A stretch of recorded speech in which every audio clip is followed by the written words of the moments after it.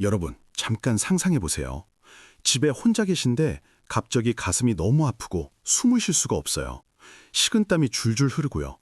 그 순간 어떻게 해야 할지 모르겠죠? 누군가 빨리 와주길 바라는 마음뿐일 거예요. 하지만 말이죠. 심장마비는 정말 갑자기 찾아와요. 그리고 그때 여러분은 혼자일 수 있어요. 미국 심장협회에서 뭐라고 했는지 아세요? 처음 몇 분이 살고 죽는 걸 가른다고 했어요. 처음 대응을 늦게 하면 사망률이 50%나 더 높아진다고 하더라고요. 정말 무서운 얘기죠? 많은 분들이 제때 대처를 못해서 돌아가시거든요. 심장이 망가지는 건 1초 1초가 정말 중요해요. 그런데 말이에요. 여러분은 이 상황을 바꿀 수 있어요. 오늘 제가 알려드릴 7가지 방법만 기억하시면 돼요. 특별한 장비도 필요 없고 의학 지식도 필요 없어요. 혼자 계실 때도 위험한 심장마비를 이겨낼 수 있는 방법이에요. 끝까지 잘 들어주세요. 여러분이나 사랑하는 가족의 목숨을 구할 수 있는 소중한 지식이니까요. 자, 제일 먼저요. 심장마비 초기 증상을 알아채는 게 중요해요. 많은 분들이 심장마비하면 영화 보는 것처럼 가슴을 움켜쥐고 쓰러지는 모습을 떠올리시잖아요. 그런데 실제로는 그렇지 않아요. 특히 나이 드신 분들은 조용히 시작되는 경우가 많거든요. 초기 증상은 정말 미묘해요. 그냥 피곤하다거나 속이 쓰리다거나 어깨나 등이 아프다고 생각하실 수 있어요. 가슴이 뭔가 짓누르는 것 같거나 뭔가 눌리는 느낌이 들 수도 있고요. 잠깐 그랬다가 괜찮아지더라도 몇 분 이상 계속되거나 반복된다면 조심해야 해요. 그리고 숨쉬기 힘들거나 이상하게 피곤하거나 손발이 차갑거나 식은땀이 나는 것도 경계해야 할 신호예요. 특히 나이 드신 분들이나 여성분들, 기저질환 있으신 분들은 속쓰림이나 어지럼증 같은 것만 나타날 수도 있어요. 서울에 사시는 박영수 씨, 72살이신데요. 어느 날 아침에 앉아서 차를 마시고 계셨대요. 그런데 갑자기 가슴 안쪽에 둔한 통증이 퍼지고 어깨까지 이어지는 거예요. 처음엔 자세가 안 좋아서 그런가 보다 했대요. 그런데 숨쉬기가 힘들어지고 식은땀이 나기 시작하는 거예요. 다행히 박 씨는 전에 읽었던 건강정보가 생각나서 이게 심장마비 신호일 수도 있겠구나 싶어서 바로 119에 전화했어요. 그 빠른 판단이 목숨을 살렸죠. 여러분, 우리 몸이 보내는 신호에 귀 기울여야 해요. 괜찮겠지 하면서 목숨을 걸면 안 돼요. 심장마비는 처음 몇 분이 정말 중요하거든요. 이상한 느낌이 들면 바로 행동해야 해요. 119에 전화하는 게 제일 중요하고 목숨을 살릴 가능성을 높여줘요. 많은 분들이 혼자서도 어떻게든 버틸 수 있겠지, 가족이 올 때까지 기다려야지 이렇게 생각하시는데요. 그러는 동안 심장에 산소가 부족해지면서 심장 세포가 죽어가요. 심장마비는 그냥 두고 볼 수 있는 병이 아니에요. 시간이 목숨을 가르거든요. 1분 1초 늦으면 사망하거나 후유증 위험이 높아져요. 119에 전화하면 구급차, 의사, 응급장비 같은 전문 구조체계가 움직여요. 그분들은 기술과 경험이 있어서 제일 위험한 상황에서도 대응할 준비가 되어 있어요. 혼자서는 할 수 없는 일들이죠. 패 끼치면 어떡하지 걱정하실 필요 없어요. 119는 어떤 전화든 다 받아요. 그분들은 잘못된 전화를 받는 것보다 목숨을 구할 기회를 놓치는 걸 더 피하고 싶어 하거든요. 부산에 사시는 김철수 씨, 75살이신데요. 어느 날 아침 가슴이 약간 아프고 피곤한 느낌이 들었대요. 그런데 바로 119에 전화하지 않고 아들한테 먼저 전화했어요. 아들이 도착했을 때는 거의 쓰러질 지경이었고 상태가 많이 나빠져 있었어요. 급하게 구급차로 실려갔죠. 그 후로 김 씨는 가족들한테 심장마비 같은 증상이 있으면 무조건 바로 119에 전화하라고 강하게 당부하신대요. 응급 상황에서는 주저하지 말고 119에 전화하는 게 제일 현명한 판단이에요. 자기 목숨을 지키려면 망설이지 말고 행동해야 해요. 심장마비가 의심되면요. 119에 전화한 다음에 집에 아스피린이 있으면 씹어 드세요. 물론 알레르기 없으시고 금기사항 없으실 때만요. 100에서 325mg 정도요. 이건 대한순환기학회나 국제의료기관에서도 권장하는 방법이에요. 아스피린은 피를 묽게 해서 혈전이 생기는 걸 막아요. 그러면 동맥이 막히는 걸 막고 심근경색이 진행되는 걸 늦출 수 있어요. 혈관이 막히면 심장에 산소가 안 가고 심장 근육이 빠르게 죽어버려요. 증상 시작하고 몇 분 안에 아스피린을 씹어 먹으면 약이 빨리 흡수돼서 혈전 생성을 늦추고 혈류를 유지해줘요. 구급대가 올 때까지 시간을 벌 수 있는 거죠. 아스피린은 그냥 삼키지 말고 꼭꼭 씹어 드세요. 그래야 약이 빨리 흡수돼요. 응급 상황에서는 속이 좀 불편한 것보다 심장 손상이 훨씬 더 심각하거든요. 다만 아스피린 알레르기 있으시거나 혈액 응고장애 있으시거나 항응고제 드시는 분들은 함부로 드시면 안 돼요. 서울에 사시는 이민호 씨, 60살이신데요. 어느 날 아침 산책 후에 가슴이 조이고 숨쉬기 힘들고 식은땀이 났대요. 집에 있던 아스피린 100mg을 씹어 먹었어요. 그 다음 구급차 타고 병원 가서 진찰받았는데 의사 선생님이 아스피린 먹은 게 심장 손상을 줄이고 목숨을 구했다고 설명해 주셨대요. 아스피린은 집 약상자에 준비해 두시고 유통기한 정기적으로 확인하세요.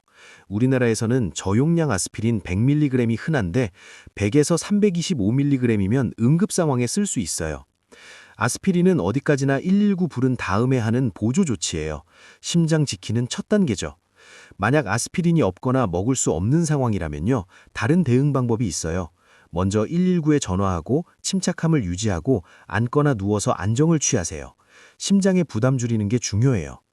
혼자 사시는 분이거나 의식 잃을 것 같다 싶으면 의료용 응급 통보 장치를 설치하거나 이웃분들이랑 응급 상황 연락 방법을 미리 공유해 두는 게 좋아요. 구급대원이 오시기 전에 문을 열어두세요. 응급 상황에서는 구급대원이 빨리 들어올 수 있게 문 열어두는 게 중요해요. 문이 잠겨 있으면 구급대원이 와도 시간이 걸리고 그 사이 심장 손상이 커질 수 있어요. 119에 전화한 다음에 힘이 있으면 문 잠금을 풀어두거나 비밀번호 해제해 두세요. 그러면 구급대원이 빨리 집에 들어와서 치료를 빨리 시작할 수 있어요. 인천에 사시는 정미숙 씨, 76살이신데요. 심장마비 왔을 때 119에는 전화했는데 문 열어두는 걸 깜빡했대요. 구급대원이 왔을 때 문 두드려도 대답이 없어서 결국 문 부수고 들어갔는데 그때는 상태가 많이 나빠져 있었어요. 의사 선생님이 만약 문이 열려 있었다면 3분에서 5분 일찍 치료를 시작할 수 있었을 거고 그 차이가 목숨을 좌우할 수 있다고 하셨대요. 집 보안을 강화하는 것도 한 방법이에요. 스마트 도어록 설치하면 멀리서도 문을 열 수 있어서 응급 상황에 대응하기 좋아요.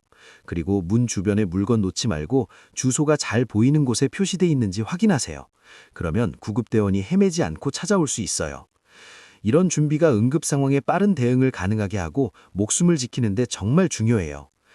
119에 전화하고 아스피린 먹고 문 열어두고 나면요, 다음으로 중요한 게 앉거나 눕는 거예요. 간단해 보이지만 심장 부담 줄이려면 정말 중요한 행동이에요. 많은 분들이 아프면 그래도 뭔가 일을 끝내려고 하거나 돌아다니거나 도움 청하러 가려고 하세요. 그런데 이런 행동은 체력 소모하고 심장을 더 일하게 만들어요. 그때 심장 지키려면 제일 좋은 게 모든 활동 멈추고 조용히 앉거나 누워서 편안하게 지내는 거예요. 제일 좋은 자세는 등받이에 기대어 앉고 발은 바닥에 평평하게 두고 팔은 무릎 위나 몸 옆에 편하게 두는 거예요. 만약 어지럽거나 힘들면 옆으로 누워서 머리를 약간 높이면 숨쉬기 편해져요. 다만 숨쉬기 힘들 때 바로 눕는 건 피하세요.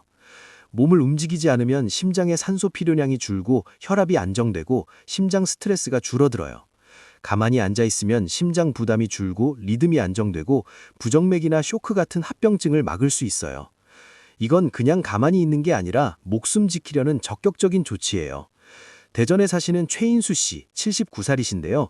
심장마비 왔을 때 의사 선생님 말씀 기억하시고 의자에 앉아 등받이에 기대고 깊게 숨 쉬면서 움직이지 않으셨대요.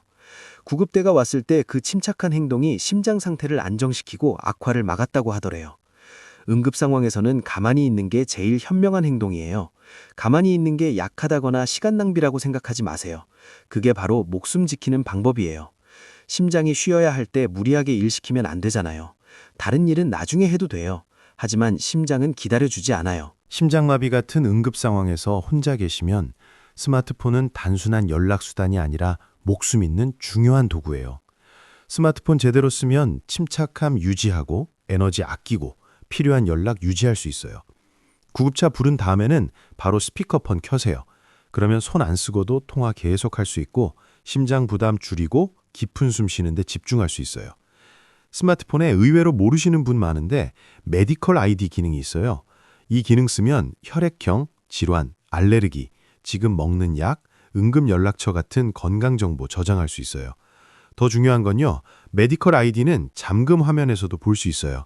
만약 의식 잃으셔도 구급대원이 빨리 상황 파악할 수 있어서 정말 중요해요.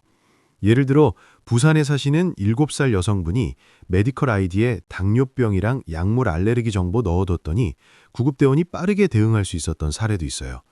메디컬 아이디 설정은 간단해요. 아이폰이면 건강 앱에서 설정하시면 되고요. 안드로이드면 아이스 앱이나 설정 메뉴에서 쓸 수 있어요. 몇 분이면 설정되고 필요하면 가족 도움받아서 응급연락처 등록하세요. 응급 상황에서는 스마트폰이 목소리 못 낼 때 대신 말해주는 거예요. 오늘 바로 메디컬 아이디랑 응급연락처 설정하시고 기술 활용해서 자신을 지키세요. 심장마비 오면 당황하고 무서운 게 당연해요. 심장이 불규칙하게 뛰고 숨이 거칠어지고 머리가 핑핑 돌 수 있어요. 그런데 바로 이 순간에 호흡이 목숨 지키는 강력한 무기가 돼요. 호흡 조절한다고 상한 심장이 낫는 건 아니지만 심장박동 안정시키고 몸 스트레스 줄이는 데 도움돼요. 당황하면 몸이 싸우거나 도망가는 반응을 일으켜서 심장박동이랑 혈압이 올라가고 숨이 빨라지고 심장에 더 압력 가해져요. 이러면 부정맥이나 쇼크, 심정지가 올 수도 있어요. 하지만 호흡 조절하고 천천히 깊게 숨 쉬면 심경이 안전 신호를 받아서 심장이 부담 덜 받고 혈압도 안정돼요. 호흡법은 정말 간단해요. 먼저 코로 4초 동안 천천히 숨 들이마시고요. 2초 동안 숨 멈추고 그 다음 입으로 6초 동안 천천히 숨 내쉬세요. 이걸 반복하면서 호흡 리듬에 집중하세요. 이 호흡법은 침착함 유지하고 몸 조절하고 걱정이랑 불안 줄이는 데 도움돼요. 광주에 사시는 강태수 씨, 83세이신데요. 심장마비 증상 느꼈을 때 거의 패닉 상태가 될 뻔했대요. 그런데 의사 선생님 조언 생각나서 심장마비 와도 무서워하지 말고 천천히 숨 쉬자 마음속으로 되뇌이면서 깊게 숨 쉬고 움직이지 않고 앉아 계셨대요. 구급대가 왔을 때 강 씨는 침착하게 안정된 숨 쉬고 계셨고 다른 환자들처럼 패닉 상태가 아니었어요. 심장마비 때 호흡 조절하는 건 정말 간단하지만 효과적인 방법이에요. 지금부터 호흡법 연습해 두시면 사고 났을 때 생명 구하는 호흡으로 몸이랑 마음이 익숙해져요. 호흡의 힘 무시하지 마세요. 그게 침착함 유지하고 목숨 지키는 닷 같은 거예요. 마지막으로요. 심장마비 이겨내는 건 단순히 운이 아니라 준비랑 침착함이에요. 오늘 배운 7가지는 이론이 아니라 실제로 목숨 구한 경험에 기반한 거고 특히 혼자 사시는 어르신들한테는 정말 중요한 거예요. 심장마비는 예상 못한 순간에 와요. 하지만 여러분은 당황 피할 준비를 할 수 있어요. 초기 증상 알아채고 119 바로 부르고 아스피린 준비하고 천천히 깊게 숨쉬는 기술 익히세요. 스마트폰에 의료정보 설정하고 혼자 계실 때 최악의 상황도 대비해 두세요. 응급 순간에 여러분이야말로 자기 목숨 좌우하는 존재예요. 이 단계들을 자기랑 소중한 사람들 위한 생명 준비로 생각하고 망설이지 말고 실행하세요. 이 영상이 도움되고 행동 일으킬 계기가 된다 싶으시면 1이라고 댓글 달아주세요. 그렇지 않으시면 0이라고 댓글 달아주세요. 여러분 댓글은 저희한테 정말 중요해요. 여러분 모두 건강하시길 기도합니다. 이 영상 보시느라 소중한 시간 내주셔서 감사합니다.